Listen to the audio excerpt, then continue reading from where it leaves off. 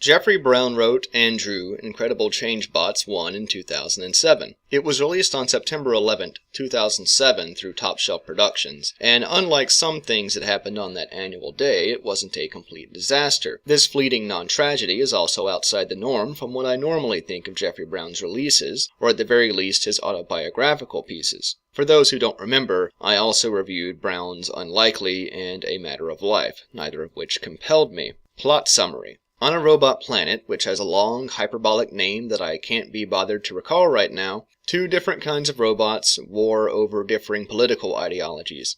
One faction, billed as the good guys, named the Awesome Bots, hold it to be evident that Change Bots came from a shared word processor ancestor, while the other faction, named the Fantasticons, has more of a creationist equivalent view of the world. After destroying their own planet through warfare, they come to Earth to continue fighting.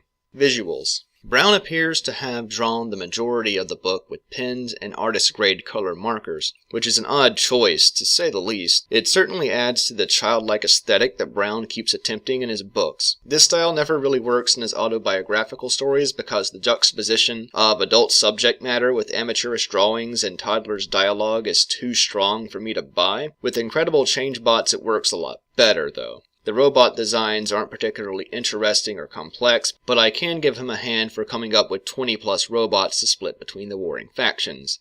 Themes.